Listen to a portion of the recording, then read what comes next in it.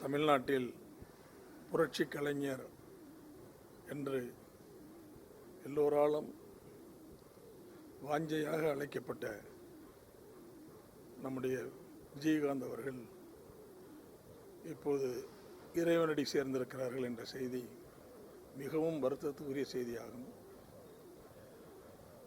அதை தாங்கிக் கொள்ள முடியாமல் அவர்களுடைய தொண்டர்கள் பதறுவதும் மிக மிக கவலை தோய்ந்த முகத்தோடு அவர்களை பார்க்கும்போது மிகவும் பேரதிர்ச்சியாக இருக்கிறது. புரட்சித் தலைவர் எம்ஜிஆர் அவர்களுக்கு பிறகு அரசியலில் நுழைந்த சினிமா நடிகர்களில் புரட்சி கலைஞர் விஜயகாந்த் அவர்கள்தான் எதிர்க்கட்சி தலைவர் என்ற அந்தஸ்து வரை வளர்ந்தவர். வேறு யாரும் அந்த அந்தஸ்துக்கு வர முடியவில்லை.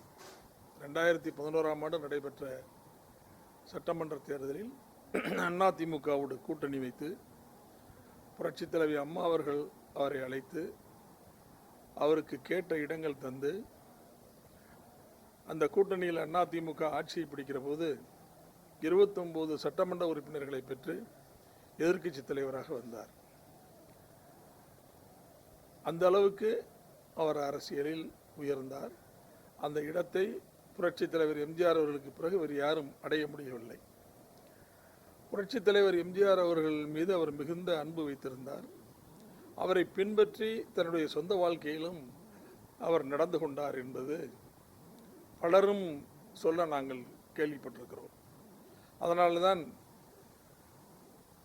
அன்னையார் ஜானகி அம்மையார் அவர்களிடம் புரட்சி கலைஞர் அவர்கள் எம்ஜிஆர் அவர்கள் பயன்படுத்திய அந்த பிரச்சார வேனை எனக்கு தர வேண்டும் என்று கேட்டபோது உடனடியாக எந்த மறுப்பும் சொல்லாமல் திருமதி ஜானகி எம்ஜிஆர் அவர்கள் அந்த புரட்சித் தலைவர் எம்ஜிஆர் அவர்களை பயன்படுத்திய அந்த பிரச்சார வேனை நம்முடைய விஜயகாந்த் அவர்களுக்கு வழங்கினார்கள்.